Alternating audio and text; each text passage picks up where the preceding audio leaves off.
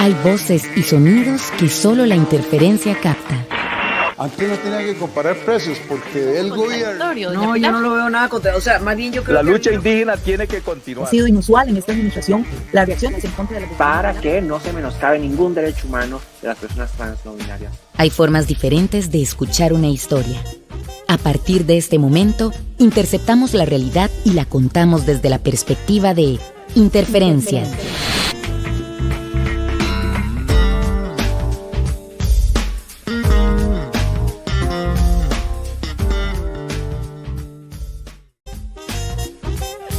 Muy buenas noches, muchísimas gracias por sintonizar otro programa más de Interferencia de hoy jueves 9 de abril. Empezamos a las 6:01. Muchísimas gracias por su sintonía nuevamente y le recordamos todas las opciones que usted tiene posible para sintonizarnos.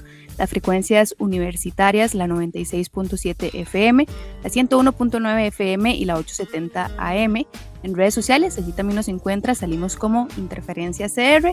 Si usted prefiere YouTube, en el canal de Radioemisoras UCR estamos transmitiendo también en vivo y por la señal de 15 UCR. Y bueno, también tenemos disponible, hay un estreno de hace unas semanas, la app de Radio UCR que también pueden descargar en sus respectivos dispositivos. Entonces les invitamos también a tener la mano para ver, pues escuchar también no solo Interferencia, sino también el resto de producciones que se hacen acá en las radios.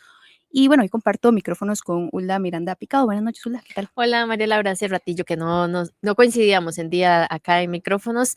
Un saludo para las personas que nos sintonizan, gracias por acompañarnos. Recordarles también que a partir de mañana, por la mañana, queda disponible este programa en Spotify y que también ustedes nos pueden seguir en el canal de WhatsApp donde compartimos también contenido. Para unirse a ese canal pueden entrar a alguna de nuestras redes sociales y encontrarán un código QR que está fijado arriba. Lo escanean y ahí ingresan al grupo.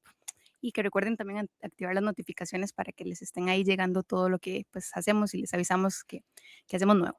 Hoy vamos a estar conversando sobre un proyecto de ley que propone declarar la obesidad como una enfermedad crónica y progresiva acá en Costa Rica. Sin embargo, especialistas advierten que este enfoque podría reforzar más bien el estigma corporal y dejar de lado factores claves de la salud más allá del peso. Así que esa será nuestra conversación de fondo. Antes vamos a hacer un repaso por las noticias de hoy, así que le invitamos a quedarse en sintonía. Interferencia. Estamos en vivo en las 3 frecuencias de radios UCR, 96.7 FM, 101.9 FM y 870 AM.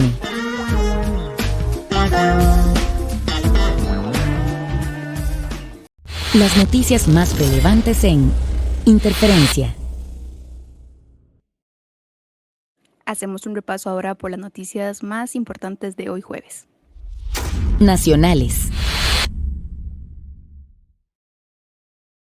El juez de ejecución de la pena, Roy Murillo, defendió que siempre ha actuado dentro del marco de la ley y de sus competencias. Así reaccionó ante una consulta de interferencia luego de que ayer, en la conferencia de prensa de Casa Presidencial, el ministro de Justicia, Gerald Campos, la emprendiera contra Murillo y contra la jueza Odilie Robles por una resolución. Sin embargo, el fallo es solo del juez Murillo. Según Campos, en esa resolución se ordenó a Justicia sacar a un privado de libertad de alta contención a pesar de que existían criterios técnicos contrarios. Vamos a escuchar exactamente qué dijo Campos al respecto. Ha venido luchando contra los jueces de ejecución porque hay 2 jueces en particular, Roy Murillo Rodríguez y Odilie Robles Escobar, que mediante resolución 2026-000479 acogieron un recurso o una acción y nos obligaron a nosotros, nos estaban obligando a sacar a un privado de libertad de alta contención. Acudimos a la Procuraduría porque es el único medio en que el Ejecutivo puede recurrir, aunque ya hay unos tribunales que han dicho que no. La Procuraduría recurrió y el Tribunal Penal del Primer Circuito Judicial de San José, mediante el voto 522-26, dicen 3 cosas fundamentales. 1, que la Procuraduría General de la República está legitimada porque es el abogado del Estado y tiene que velar por los intereses del Estado y los costarricenses. 2, que el Ministerio de Justicia y Adaptación Social actuaron apegados a derecho. Lo que hicimos con el traslado de esta persona se ajusta porque hay un requerimiento técnico no fue una decisión a lo loco. Y 3, que los jueces se extralimitaron en sus funciones, que hicieron algo que la ley no les permite hacer. El ministro Campos resaltó que esa otra resolución del Tribunal Penal pues avaló, como decía, el Ministerio de Justicia y que más bien había cuestionado al juzgado de ejecución por extralimitarse en sus funciones. Sobre esto, en un texto de respuesta que envió a este medio, el juez Murillo indicó que respeta el criterio del tribunal al que le corresponde resolver cuando se presenta una apelación, como fue este caso. Murillo explicó que la ubicación de personas privadas de libertad es competencia de la administración, es decir, del Ministerio de Justicia, pero que todas las actuaciones penitenciarias están sometidas a un control judicial de legalidad y que conforme a las competencias asignadas y a la normativa vigente, él resolvió este caso en el juzgado de ejecución de la pena debido a una queja que presentó la persona privada de libertad. El juez indicó que, sin embargo, sobre este tema de quejas por ubicaciones y apelaciones, no existe un criterio único ni en primera ni en segunda instancia y que eso refleja la urgencia de una ley de ejecución de la pena que determine y delimite competencias administrativas y judiciales. Precisamente hace poco se aprobó una ley de ejecución de la pena que en principio había sido consensuada por varios poderes de la República, pero luego el presidente de la República, Rodrigo Chávez, la vetó. Con respecto al criterio del Tribunal Penal de San José, el cual indicó de esta aparente o de que del Tribunal de Ejecución de la Pena se excedió en los límites del control jurisdiccional, y sobre la denuncia penal también que anunció el ministro Campos en contra de los jueces, el juez Murillo indicó, y aquí lo cito, la crítica a las resoluciones judiciales y la denuncia son necesarias sobremanera frente a actuaciones anómalas y resulta urgente la existencia de un tribunal especializado de ejecución penal en segunda instancia que brinde mayor certeza y seguridad jurídica a la ejecución penal y no como hasta ahora donde las impugnaciones son conocidas por tribunales penales de todo el país. Murillo también indicó que las autoridades penitenciarias pueden proceder conforme consideren que corresponda, que así como presentan recursos, igualmente pueden presentar quejas o denuncias penales contra las autoridades cuando tengan elementos para considerar que se ha cometido una falta o se ha cometido un delito y que será las autoridades a las que le corresponde pues determinar si esas acciones son procedentes o no. Murillo es un reconocido juez en su materia, pues en el pasado ha dictado fuertes resoluciones en contra del hacinamiento carcelario. Según justicia, el privado de libertad cumple sentencia por hechos relacionados a crimen organizado. El partido oficialista Pueblo Soberano confirmó que tendrá el control total del directorio de la Asamblea Legislativa a partir del próximo 1 de mayo, en una decisión que rompe con la práctica de integrar ese órgano con representación multipartidista. De hecho, para encontrar un escenario similar, habría que retroceder 25 años hasta el periodo 2001-2002, durante el último año de la administración de Miguel Ángel Rodríguez, cuando el directorio fue controlado en su totalidad por congresistas de la Unidad Social Cristiana. Ahora, la fracción oficialista, que contará con 31 diputados, anunció que ocupará los 6 cargos del directorio sin negociar con bancadas de oposición. Para la elección del directorio se requieren al menos 29 votos, por lo que el oficialismo tiene todos los números que necesita para designar a sus integrantes. Según el anuncio de la bancada chavista, la presidencia del Congreso quedará en manos de Yara Jiménez, abogada y notaria de 52 años, actual secretaria del Consejo de Gobierno, cuya candidatura a este puesto fue definida desde febrero tras acuerdos entre la bancada oficialista, la presidenta electa Laura Fernández y el mandatario Rodrigo Chávez. La vicepresidencia recaerá en Esmeralda Britton, de 62 años, ex jerarca de la Junta de Protección Social, mientras que la primera secretaría será asumida por el pastor evangélico Gerald Bogantes, de 49 años. En la segunda secretaría estará Reinaldo Arias, empresario con experiencia como regidor y presidente municipal en Pocosí, mientras que las prosecretarías quedarán en manos de también la pastora angélica Katia Mora y de Nayuribe Guadamos, exministra de Cultura, destituida en 2024. El futuro jefe de fracción oficialista Nogui Acosta aseguró que la elección de la papeleta se realizó de forma unánime dentro de la bancada oficialista, tras semanas de análisis sobre la estrategia legislativa y el funcionamiento del directorio. Esta decisión consolida el dominio político del chavismo no solo en el plenario, sino también en la estructura administrativa y operativa del Congreso, desde donde se definen nombramientos, prioridades en la agenda, tiempos de discusión y la dinámica legislativa. En paralelo, la bancada oficialista también distribuyó a sus diputados en las principales comisiones, tanto ordinarias como especiales, espacios que son clave para dictaminar los proyectos de ley. En la Comisión de Hacendarios, una de las más estratégicas por su impacto en el presupuesto y las finanzas públicas, estarán Nogui Acosta, Daniel Cieser, María Isabel Camareno, Cindy Murillo, Gerald Bogantes y Gretel Ávila.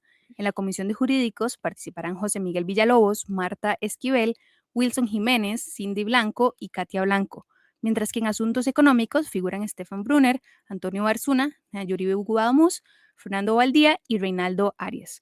El chavismo también tendrá presencia en comisiones sociales, agropecuarias y de gobierno, así como en espacios claves de control político como la Comisión de Ingreso y Gasto Público, donde estarán Antonio Barzuna, María Isabel Camareno, Gonzalo Ramírez, Stefan Brunner y Nogui Acosta.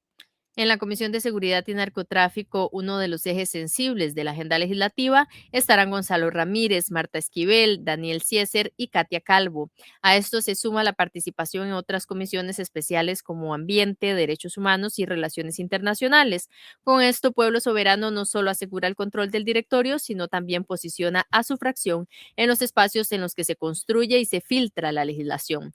El nuevo directorio entrará en funciones el 1 de mayo. La actual Asamblea Legislativa prevé cerrar su periodo con las últimas sesiones el martes 28 de abril, tras jornadas dobles programadas para acelerar el cierre de la agenda parlamentaria. En otros temas, el Partido Liberación Nacional salió en defensa del presidente legislativo Rodrigo Arias tras ataques realizados por el mandatario Rodrigo Chávez. En un acuerdo adoptado por su directorio político nacional, el PLN calificó como inaceptables las descalificaciones e insultos que, según indicó, han sido dirigidos de forma reiterada por el presidente Chávez contra Arias. El pronunciamiento se da luego de declaraciones emitidas por Chávez el miércoles, en las que arremetió contra Arias y lo presentó como un símbolo de una oposición que, según su criterio, ha frenado las reformas de seguridad del Ejecutivo.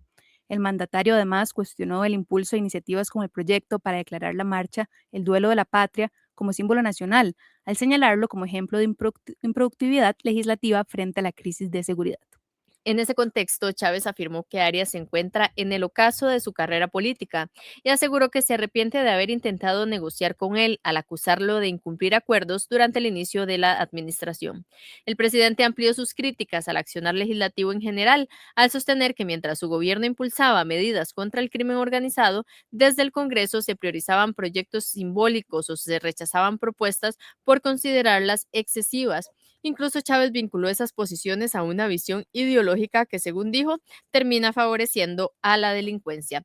Frente a este escenario, el PLN advirtió que el debate democrático no puede sustituirse por agravios o burlas, ya que esto deteriora la convivencia republicana y debilita la separación de poderes. También respaldó la gestión de Arias al frente del Congreso, al señalar que ha procurado sostener el diálogo político y defender la institucionalidad. En su comunicado, el partido instó a rechazar cualquier forma de violencia verbal contra la presidencia de la Asamblea Legislativa y a reforzar el respeto entre poderes del Estado como base del sistema democrático costarricense. Internacionales. Pasamos a noticias internacionales y es que la República Democrática del Congo comenzará a recibir a partir de este mes personas migrantes de terceros países deportados desde Estados Unidos en el marco de un acuerdo bilateral que ha generado cuestionamientos por sus implicaciones humanitarias y políticas. El mecanismo establece una acogida supervisada de personas expulsadas del territorio estadounidense bajo condiciones definidas entre ambos gobiernos. Las autoridades congoleñas insisten en que no se trata de una reubicación permanente ni de una externalización de la política migratoria de Washington. La permanencia de las personas deportadas sería temporal y cada caso será evaluado de forma individual según la legislación nacional y criterios de seguridad. El plan contempla la instalación de centros de acogida a las afueras de la capital, Kinshasa, Sin embargo, el acuerdo no detalla cuántas personas serán trasladadas, lo que incrementa la incertidumbre sobre su alcance real. Desde organizaciones sociales y de derechos humanos surgen críticas por la falta de transparencia en la negociación. Las organizaciones señalan que el acuerdo no fue sometido a discusión pública ni al escrutinio de instancias legislativas. También advierten sobre los riesgos de implementar esta medida en un país que enfrenta serias limitaciones estructurales.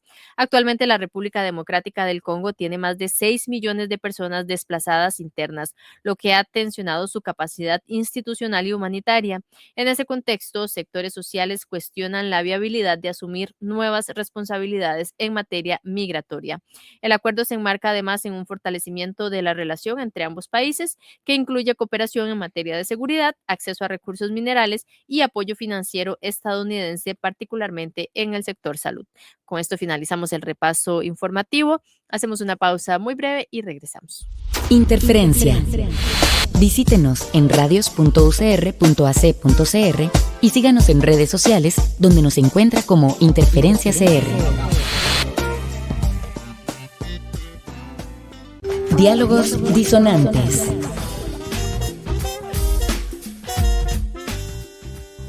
El proyecto de ley que se titula Ley General contra la Obesidad, presentado en la Asamblea Legislativa por la diputada oficialista Paola Nájera, propone declarar la obesidad como una enfermedad crónica y progresiva de interés público.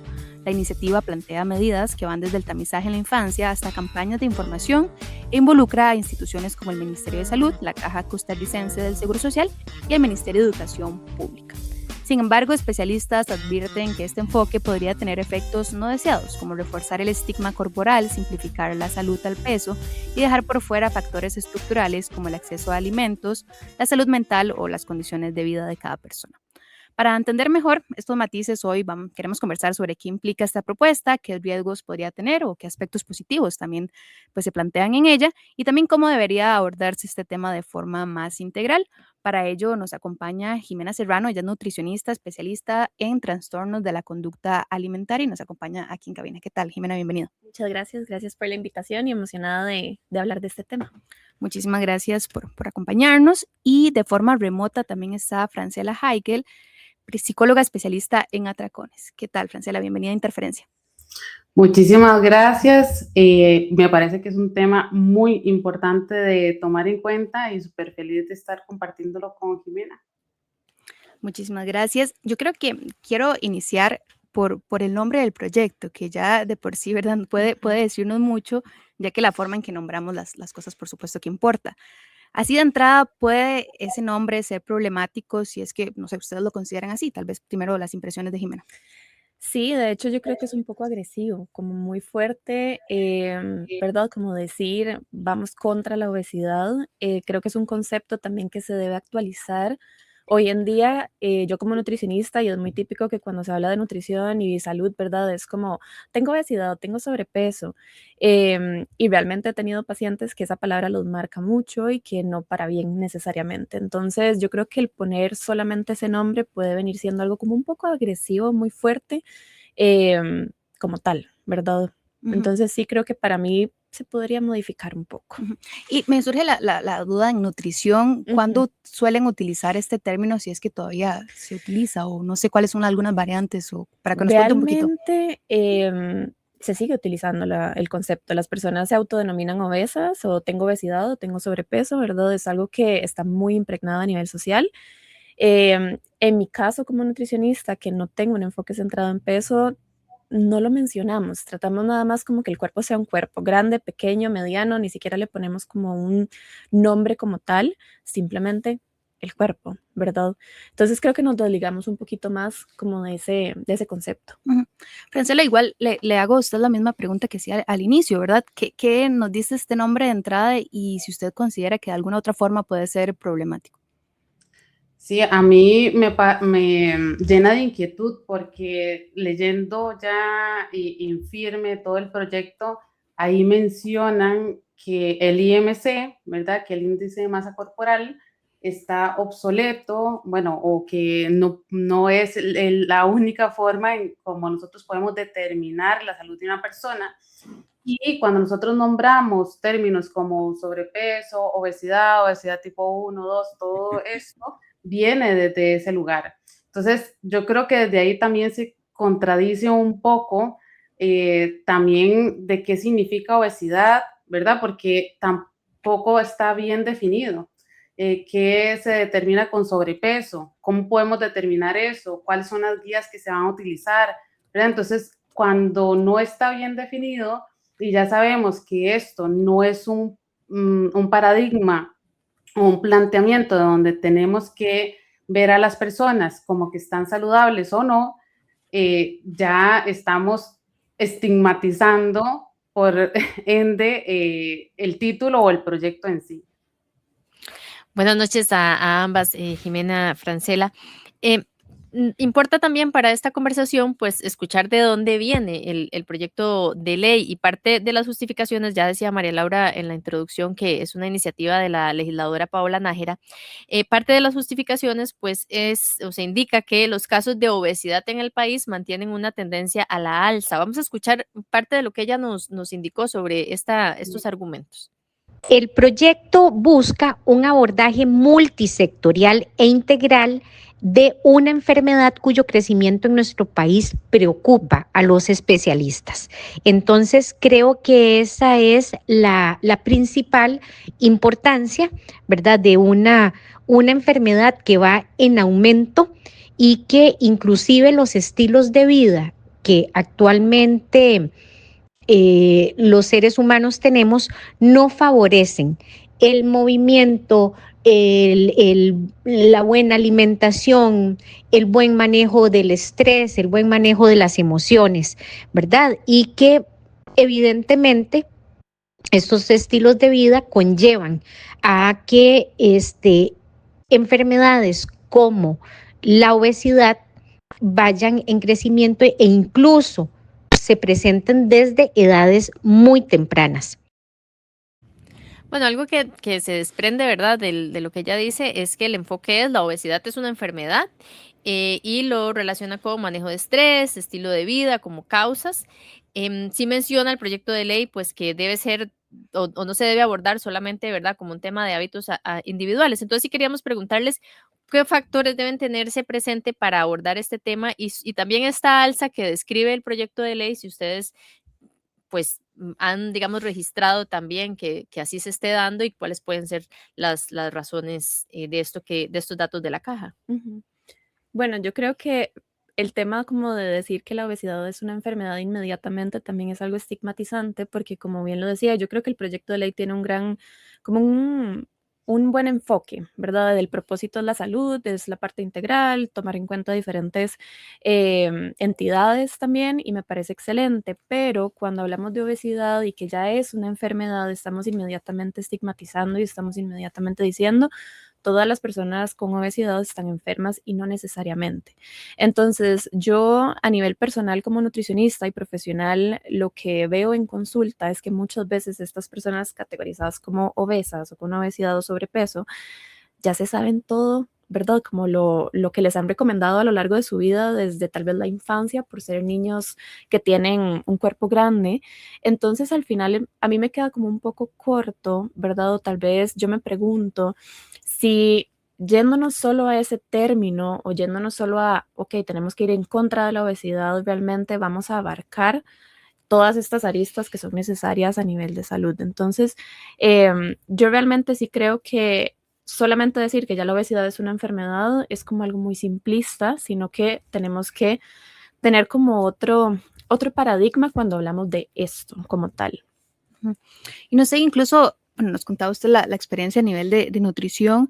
Me pregunto también desde la psicología, me imagino que, bueno, desde su experiencia también esto carga un peso de decirte que, ¿verdad? Que de repente por pesar X cantidad tenés obesidad y que estás enfermo. No sé, Francela, usted como desde su experiencia trabajando con pacientes y demás, ¿cómo se ha visto materializado esta carga que se le da al se me fue la palabra, A convertirlo en una enfermedad, así que digamos que la obesidad es una enfermedad, sí. Claro. A mí me da muchísima tristeza, ¿verdad?, escuchar este tipo de aseveraciones, porque cuando nosotros, y yo veo la cara de la moneda, la otra cara, nadie quiere morirse en realidad, todo el mundo quiere vivir, y cuando bueno, a la mayoría de las personas, ¿no? Y cuando las personas hacen muchísimas cosas por querer estar saludables, hacen dietas, en ejercicio, no les funciona por un tiempo, pero después vuelven a retomar su peso, el que les digan, es que usted se puede morir por eso, es alarmante y no quieren eso. O sea, una de las preocupaciones y uno de los temores más grandes que tienen las personas es, France, es que me voy a morir y yo no quiero morirme. A mí me están diciendo que si yo sigo con este peso me voy a morir, a pesar de que hago ejercicio, a pesar de que hago una dieta adecuada.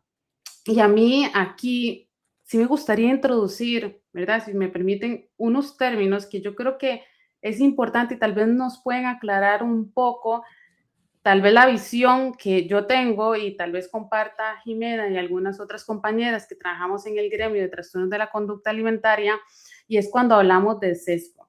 Y esta referencia yo la tomé de la guía que tienen en Canadá sobre esta temática.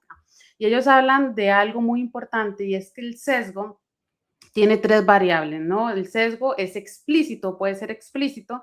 El sesgo es todas estas ideas que tenemos sobre alguna situación, alguna persona, alguna raza, etcétera. En este caso, con la obesidad, podría ser que todas las personas que tienen cuerpos grandes son perezosas o les cuesta seguir dietas, que están así porque quieren, porque son vagas, ¿verdad? Este tipo también de estereotipos. Entonces, son sesgos que las personas pueden explícitamente decir, ah, sí, esta persona está gorda porque quiere, vaya a hacer ejercicio, ¿verdad? Algo muy directo.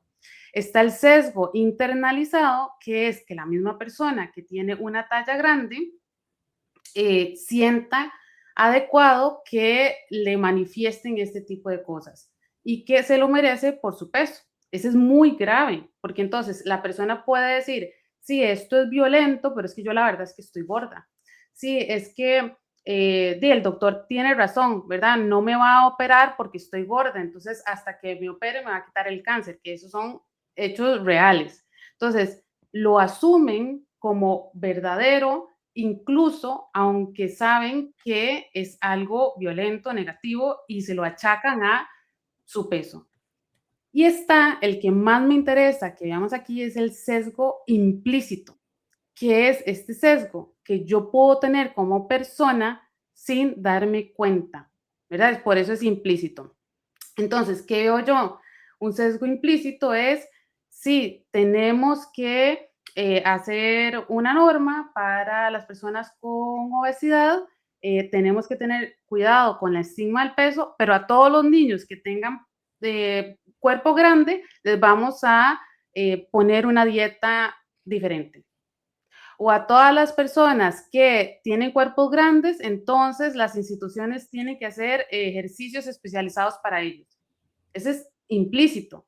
Entonces, cuando no somos conscientes de estos matices tan pequeños, podemos caer en una discriminación, podemos caer en el estigma del peso sin darnos cuenta. Y creo que en una sociedad donde ha sido por excelencia pesocentrista, donde inclusive en situaciones, por ejemplo, como el COVID, que se decía, yo me acuerdo, ¿no? Que decían, bueno, no tiene ningún factor de riesgo, ¿verdad? Y entonces no se sabía por qué era, porque no tenía obesidad, pero decían, no tiene ningún factor de riesgo, pero es obeso, ¿verdad? O el factor de riesgo es obesidad. Entonces, y no tenía nada más que su cuerpo grande. Entonces, ahí, o sea, ya eso es predictor y ya se sabe, digamos, cuando nosotros entendemos que es estigma del peso, eso es precisamente estigma del peso y está súper institucionalizado. Y además ahora estamos haciendo una reforma donde se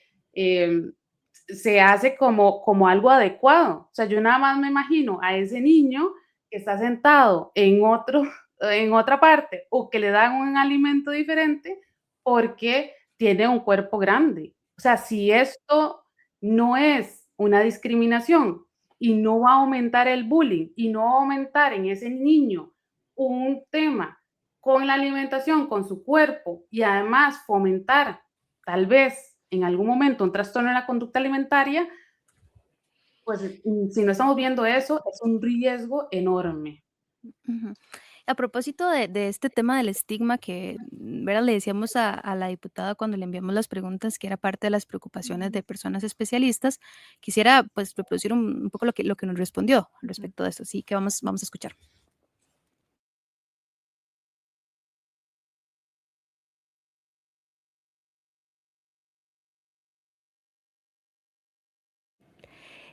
Sí, correcto.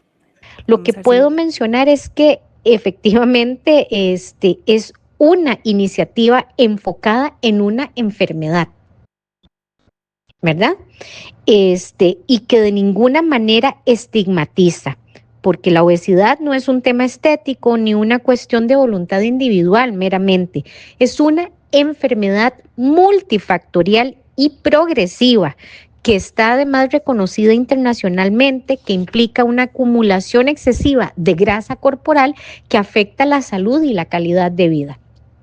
Todos somos distintos y puede, como dice usted, que haya gente que se sienta perfectamente bien con su sobrepeso. Sin embargo, cuando de lo que hablamos es de una persona obesa, estamos ante un caso que requiere atención porque está en peligro, porque ya hay la salud ya está comprometida de alguna manera. Entonces, en este tema es esencial diferenciar el sobrepeso de la obesidad. El sobrepeso es un peso superior al saludable, mientras que la obesidad es una enfermedad crónica que puede derivarse, de la cual pueden derivarse múltiples enfermedades graves como diabetes tipo 2, enfermedades cardíacas, hipertensión e incluso hasta varios tipos de cáncer. Vamos a insistir, escuchando a la diputada, en esta, digamos, categoría que incluso la Organización Mundial de la Salud, digamos, no se la inventó la diputada, la Organización Mundial de la Salud ha dicho que la obesidad es una enfermedad. Entonces, tal vez, Jimena, hablar un poco del debate que ha existido sobre esto, estos enfoques creo más recientes al abordar el tema. Primero creo que el tema como de obesidad, la palabra, ¿verdad? El diagnóstico obesidad como enfermedad, o se llega a eso por el IMC, que al final es una fórmula peso entre talla al cuadrado. Punto. Y se dice que la obesidad es una enfermedad por el porcentaje de grasa que tiene una persona. Entonces, estamos diagnosticando personas con obesidad o sobrepeso, pero no estamos contemplando el porcentaje de grasa en esa fórmula específica. Entonces ahí es donde, ¿verdad? Como decía Francela, nos quedamos cortos también en decir, ok, la obesidad es una enfermedad y puede que sí, la OMS haya dicho y contemplado diferentes factores para decirlo, pero escuchando también el audio es como, ¿cómo sabemos que realmente esas personas están enfermas? Yo he tenido pacientes, llámese con obesidad o sobrepeso, y tienen los exámenes de sangre perfectos y hacemos una evaluación de hábitos, de alimentación y son personas sanas, pero en un cuerpo grande. Entonces, el tema del estigma o el tema también como de decir que las personas con obesidad están enfermas, para mí es categorizar un grupo de personas bastante alto, porque sí, hay diversidad corporal, hay personas con cuerpos grandes, no podemos como quitarlo, ¿verdad? Creo que al final es también muy real pensar que todo el mundo debería ser delgado en este mundo, o con un tipo de cuerpo específico. Entonces, yo sí creo que al final, digamos, ese concepto es algo que uno tiene que empezar a valorar en lugar de nada más llegar y decir, tenés obesidad, es un diagnóstico, estás enfermo.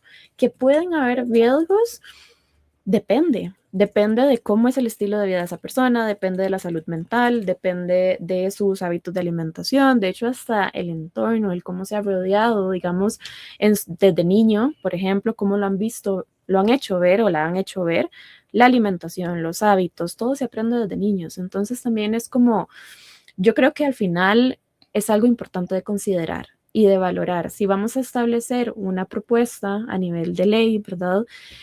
¿Realmente estamos abarcando la salud integral individual de cada persona o estamos volviendo a lo mismo también de categorizar? O yo creo que es como poner a un grupo de personas y decir, usted está mal y usted está bien. Y si hacemos una investigación, digo entre comillas, de personas delgadas y personas gordas, y utilizo la palabra gorda de una manera neutra, probablemente las personas delgadas estén menos saludables que una persona gorda, porque las personas gordas o con obesidad, llámese, han intentado muchas veces que hacer ejercicio, que comer de cierta manera, que hacer dietas para mejorar su salud. Y las personas delgadas, por ser delgadas, muchas veces se conforman con, ok, esto es mi cuerpo, estoy delgada, estoy saludable, se hacen exámenes. Y nos llevamos sorpresas, aquí doy testimonio de eso. Y suele pasar eso. Entonces, por eso yo creo que es muy simplista y seguimos estigmatizando, quieran o no, hablando de contra la obesidad, porque las personas tienen, es como una etiqueta que se pone. Desde niños, yo he tenido pacientes de 9, 10 años y ellas mismas me dicen, es que yo tengo sobrepeso, y yo, porque una niña de 9, 10 años está pensando eso y además lo liga a algo negativo. Que digamos, ya simbólicamente, poniéndonos tal vez a hilar fino, es ese sobrepeso tiene, digamos, un parámetro, ¿verdad? Tenés sobre algo, pero ¿en relación con qué? Exacto. Y ahora sí que quería preguntarle, porque ahora que hablamos de la Organización Mundial de la Salud, este tipo de discusiones ha faltado cuando se definen, porque son los parámetros internacionalmente, digamos, Claro. y formalmente utilizados. Ahorita creo que se está utilizando, y si no me equivoco, es otro método que no es el IMC, se dividió la obesidad en obesidad clínica, obesidad 1, y se utilizó otro parámetro, digamos, para determinar esa obesidad.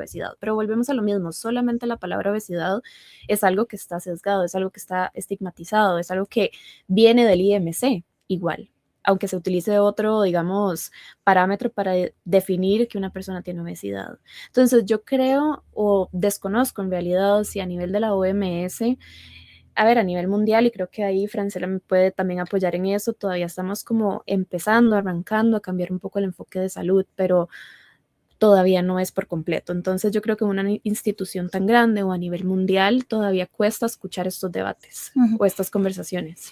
Otro de los temas que se liga alrededor de esto es los trastornos de conductas alimentarias.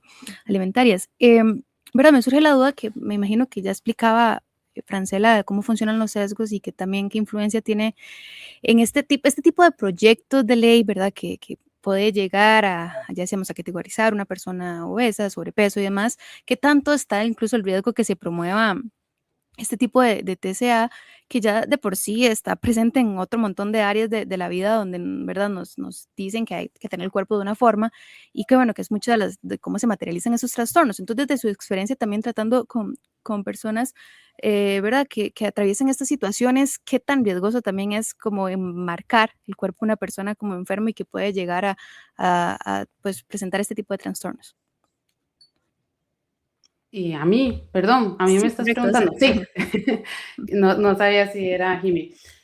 Es un riesgo altísimo. De hecho, ya se sabe que poner a dieta a un niño es predictor para un trastorno de la conducta alimentaria.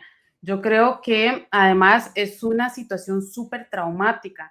Yo creo que, Jimmy, si vos pudieras también verbalizar esto, pero no hay paciente que me haya dicho a mí que, uy, yo me acuerdo de esta persona que me dijo que estaba gorda, yo me acuerdo de esta persona que me puso a dieta, yo me acuerdo estar en fiestas infantiles y todo el mundo comer cualquier cosa y yo no podía comer el queque. O sea, es traumático para las personas. Uno recuerda cosas de esta magnitud y con tanta claridad porque crea un impacto y el impacto de esa emoción no ha sido placentero, es un impacto negativo que además se asocia con, sí, yo siempre he sido así, yo siempre he tenido malas decisiones, es mi culpa, y eso se refuerza por la familia, se refuerza por el entorno.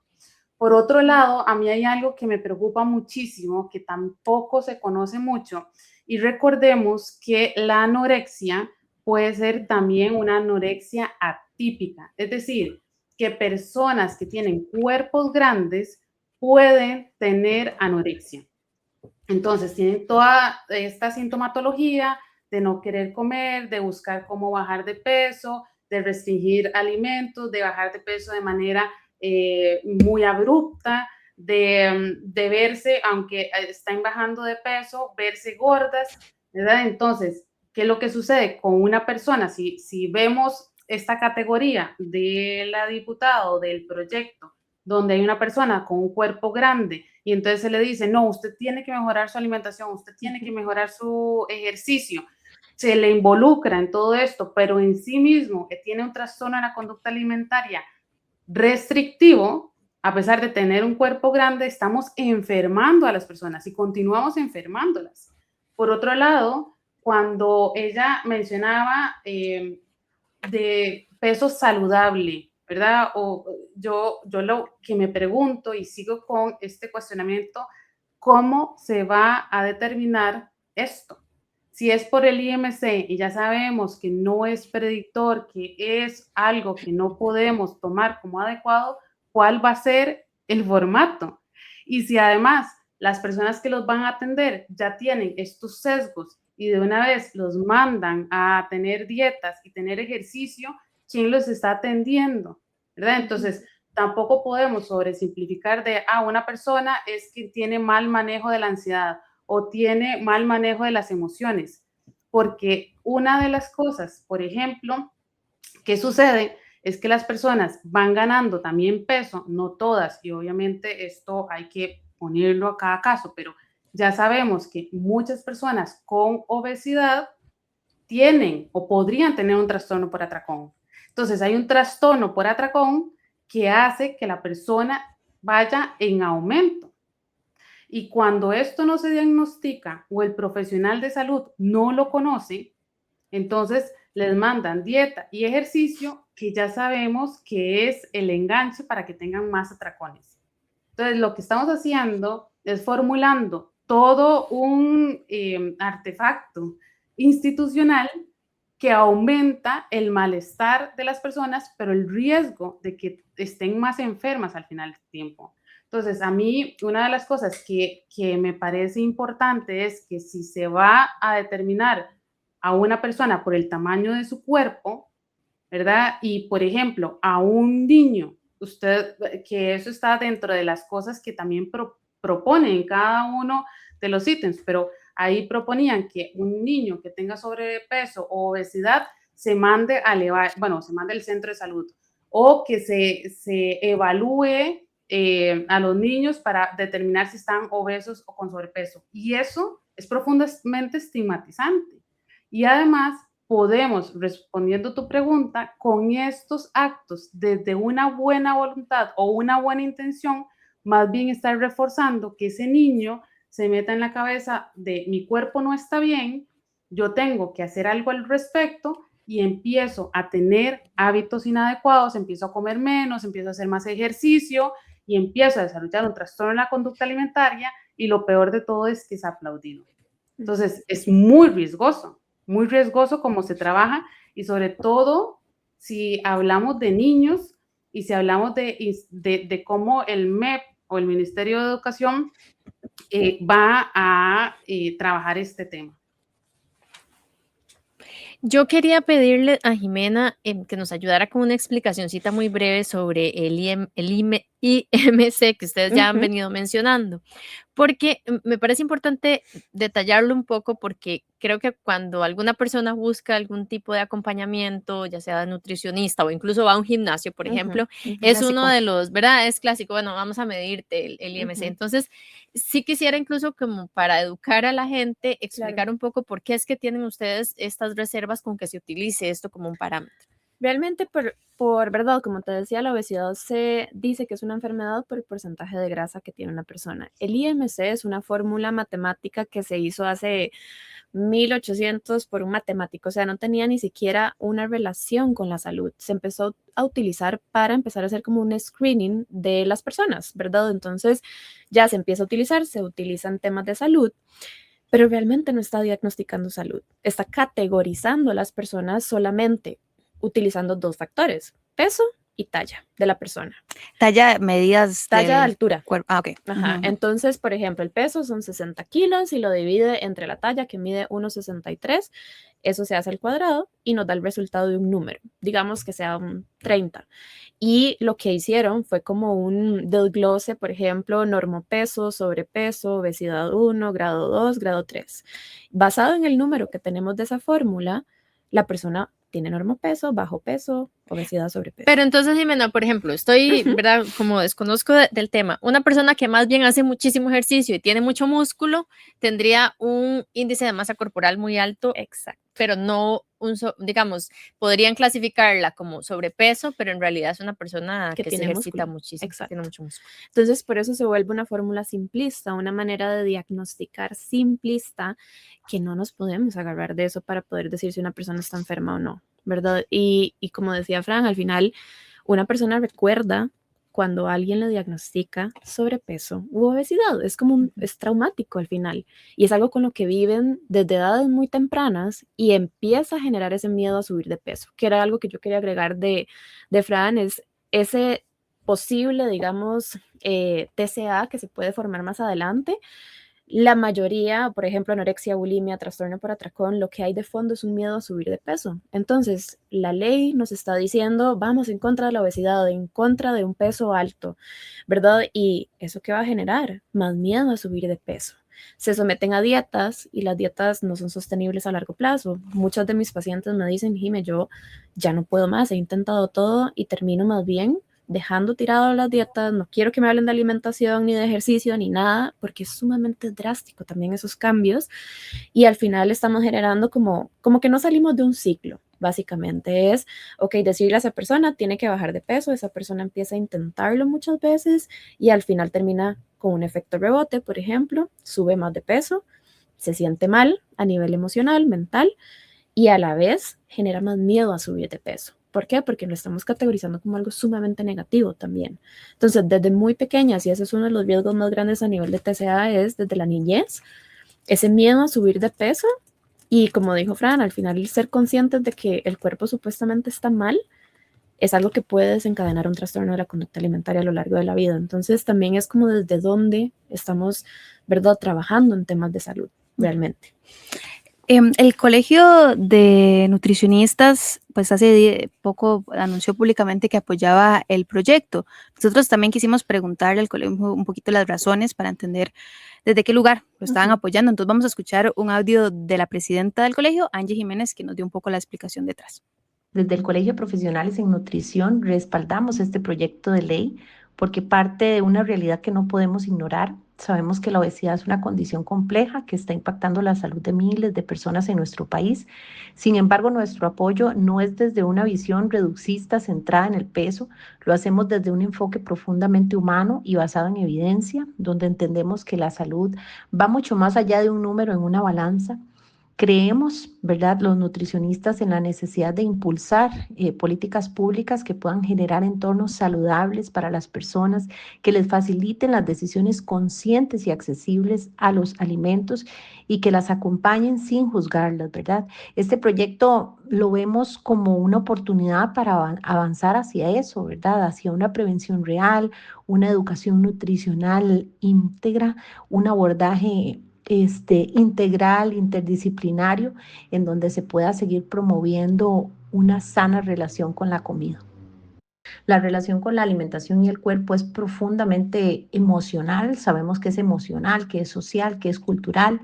Cuando se aborda desde el señalamiento o la culpa, lo único que se hace es generar más daño. Por eso nuestro rol como profesionales de la salud, como nutricionistas, ha sido y seguirá siendo velar porque este tipo de iniciativas se desarrollen desde el respeto, la dignidad y, por supuesto, la evidencia científica. Existen personas con mayor peso corporal que pueden presentar muy buenos indicadores metabólicos en un momento determinado. Sin embargo, también sabemos que la obesidad puede estar asociada a múltiples riesgos de salud a mediano y a largo plazo. Aquí es donde nosotros queremos tal vez como cambiar un poquito este tema, ¿verdad?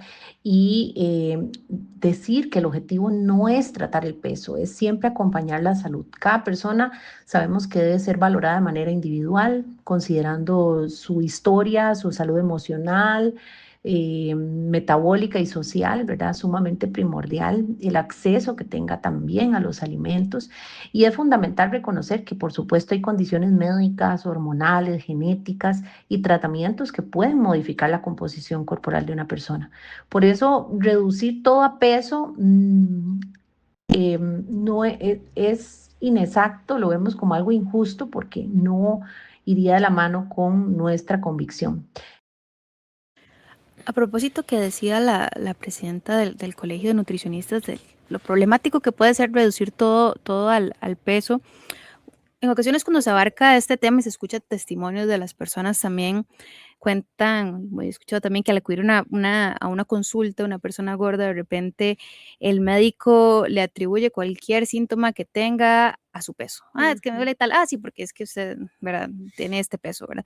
Entonces mi pregunta acá es, incluso no se traduce también esto a un sesgo médico donde podemos dejar de ver otros factores de la salud de las personas y que ¿verdad? Se limite solo a todo lo que le pasa es por su peso. No sé si pasa o cómo se lee incluso desde la salud en general. Sí, realmente creo que, o sea, ese sesgo está constantemente a nivel. Yo siempre hablo con mis pacientes que desde ir a la farmacia hasta un fisioterapeuta, un doctor que no tiene nada que ver, por ejemplo, no sé, un dermatólogo, llegan a recomendar dietas y lo que les dicen es que tenés que bajar de peso y puede que le duela una muela. Yo siempre me molesto con eso a mis pacientes, pero puede pasar y es que les duela una muela y les digan que tienen que bajar de peso. Entonces, sí es sumamente también común que pase que a nivel médico tengamos como ese estigma y esto lo refuerce todavía más. ¿Por qué? Porque ya hay una ley que lo respalda. Entonces, también es como, ¿realmente estamos abarcando la salud de las personas cuando hablamos de sobrepeso, obesidad y el diagnóstico de bajar de peso? Lo que comentaba la presidenta del colegio me parece excelente. Yo creo que a nivel de nutrición hay muchos cambios que se deberían de hacer a nivel de enfoque también desde nuestro estudio como nutricionistas y cómo nos formamos, porque muchas veces la carrera solamente tira a una balanza, bajar de peso, y eso es lo que hacemos en una consulta nutricional. Bueno, yo no, pero se hacía, ¿verdad? Y lo que salimos de la universidad aprendidas. Entonces, yo creo que uno de los ejes más importantes, y el colegio está de acuerdo también, es de qué manera se aborda la nutrición, porque hay una resistencia enorme de ir a un nutricionista después de haber intentado muchas cosas. Entonces, a mí lo que me preocupa, sinceramente, es como el mensaje de no estamos estigmatizando, no estamos haciendo daño, pero por el otro lado seguimos haciéndolo. Entonces, creo que es importante cuestionarlo de ambas partes, ¿verdad? Como de, ok, perfecto decir que el número no está en una balanza, pero con eso hay que tener mucho cuidado. Y si estamos hablando de salud, también tenemos que contemplar trastornos de la conducta alimentaria. Entonces, no podemos nada más separar obesidad y ya, y decir que sí, que no lo vamos a tratar con el peso y que la báscula y que vamos a tomar todo integral. Sí, la ley se llama Ley en contra de la obesidad. Claro, hablando de esos mensajes y que son simbólicos, y precisamente en esos también estándares de salud, bueno, hay industrias, ¿verdad? Que ya sabemos que lucran con el tema de perder peso, estas figuras también fitness que a veces pues tienen este enfoque, ¿verdad? Como dicen ustedes, de un número meramente en redes sociales y las fórmulas mágicas y todo lo demás. Preguntarles a ambas y tal vez en una respuesta cortita de cada una, si creen que entonces desde la política pública pues debería darse atención o hacer un abordaje, ¿verdad? Este tema de las dietas, de estos procedimientos que ofrecen bajar de peso muy rápido, y propiamente con el proyecto de ley, ¿qué recomendación tendrían? Yo sé que es mucho lo que pregunté, pero tal vez un minutito cada una para cerrar la conversación. Voy primero. Okay. Bueno, yo creo que primero yo creo que se debería como, en lugar de establecer una ley contra la obesidad, creo que se debería fomentar más una ley para la salud integral de las personas, física y mental. Y desde ahí podemos tomar en cuenta muchísimos factores: prevención de TCAs, prevención de enfermedades crónicas no transmisibles, fomentar hábitos en alimentación que no vayan de la mano con restricción, con miedo, con culpa. Y ahí estamos hablando de una salud integral, de, por ejemplo, hasta privilegios, ¿verdad? Vaya al gimnasio, tiene que hacer ejercicio. No todo el mundo puede pagar un gimnasio. Entonces yo creo que el abordaje de la ley se puede hacer completamente desde otro enfoque, desde otro paradigma, no estigmatizando, categorizando personas por su tamaño corporal. Y la otra pregunta, quedé. Sobre el proyecto, las recomendaciones, que yo creo que en realidad están relacionadas con lo que usted ha venido hablando de ¿verdad? Sí, yo creo que al final y cuando hablamos de nutrición también, tener mucho cuidado con lo que vamos a recomendar, cómo se va a promover la alimentación, el acceso a los alimentos, el cómo se refieren las personas a los alimentos. Y básicamente esa es como mi recomendación como nutricionista: el cambio de enfoque, el cambio de paradigma a nivel de salud no debe ir basado en un diagnóstico que ni siquiera está como realmente certificado. Entonces, es abrir un poquito más la mente a... Francela, tal vez igual, las recomendaciones para el proyecto, ¿quería usted diferente? Y yo también le pediría un mensaje en general para la gente que nos está escuchando y que de repente tenemos muy interiorizado el tema de comentarios sobre los cuerpos, sobre la comida en las mesas, las clásicas actividades familiares. Cerremos también con un mensaje sobre el cuidado y responsabilidad que hay que tener al respecto. Totalmente. Yo diría que es un buen intento, es un buen inicio, ¿verdad? Y que no estamos en contra de la salud. La salud es importante y la salud es vital, pero la salud no solo es peso y ejercicio, sino que es nosotros integralmente, desde nuestras relaciones interpersonales, desde los hábitos de sueño, desde, ¿verdad?, los hobbies, pasatiempos, todo. O sea, somos seres integrales. Entonces, a mí me parece que el enfoque que se está dando no está tan explícito, pero además es contradictorio, tiene muchísimos sesgos. Entonces hay que tener cuidado con esto y sobre todo sesgos implícitos, que es lo que yo he estado hablando y mencionando acá. Con respecto a lo que vos decías de estos comentarios del cuerpo, comentarios hacia otras personas, yo también creo que si esto se llega a, ¿verdad?, plantear como un hecho, ya aumenta la posibilidad de las personas de decir, sí, vos estás gordo, vos estás gorda, vos tenés sobrepeso, y entonces empezar a decirles cosas como tenés que hacer ejercicio, tenés que hacer dieta, y ya sabemos que estos comentarios crean muchísima vergüenza, crean una sensación de, pucha, yo estoy haciendo las cosas mal, mi cuerpo está mal, yo no soy adecuada, tengo que cambiar para poder ser querida. Entonces, cuando esto se dice de esta manera, empezamos a asociar que mi valía está en el tamaño de mi cuerpo. Y y si se lo decimos a los niños pequeños, a adolescentes que están en este momento de crecimiento, esto crea un impacto importante y de por vida. Así que de los comentarios asociados al cuerpo y a la comida, no hagamos ninguno, mejor, aunque sean desde un buen lugar, porque imagínense que una persona esté bajando de peso de una manera poco saludable, desde un trastorno de la conducta alimentaria, le reforzamos halagando eso, y entonces la persona dice, claro, es que yo cuando estoy en un peso grande, no soy atractiva, no soy deseada, ahora sí. Y esto es algo que se instaura. Por otro lado, también hay que tener cuidado, y esto es muy importante, cuando nosotros hacemos comentarios sobre terceros, ¿verdad? Como, no, es que yo no hablo de cuerpos de los otros, pero resulta que digo, ay, fulanita, qué linda que está, y entonces fulanita está más delgada que yo. Entonces yo digo, es que yo estoy gorda. Entonces, ese tipo de comentarios realmente repercuten y hay que tener muchísimo cuidado en qué estamos diciendo y a qué le estamos dando valor, ¿verdad? Y más bien aumentar el valor en las personas, de cómo son y las características propias. Se nos acabó el tiempo, pero bueno, le agradezco a ambas por traer estas perspectivas que creo que son necesarias y son temas que al menos estamos intentando hablar y poner sobre la mesa, entonces es un avance. Entonces gracias a Jimena Serrano, nutricionista, especialista en trastornos de la conducta alimentaria, y a Francela Haikel, psicóloga especialista en atracones. Gracias por sus explicaciones. Muchas gracias a ustedes. Gracias, Francela. Paola Marín y Víctor Buey estuvieron en los controles de esta edición. David Chavarría colaboró también. Buenas noches, Zulma. Ya nos vamos. Ya puede pedir el Uber, le estoy diciendo. Tengo que irme muy rápido. Muy buenas noches, que estén muy bien. Hay voces y sonidos que solo la interferencia capta. Antes no tenía que comparar precios porque el gobierno... No, yo no lo veo nada contra, o sea, más bien yo creo la que... La lucha indígena tiene que continuar. Ha sido inusual en esta administración las reacciones en contra de la... Para que no se menoscabe ningún derecho humano de las personas trans no binarias. Nos encontramos en una próxima edición de Interferencia, una producción de Radios UCR.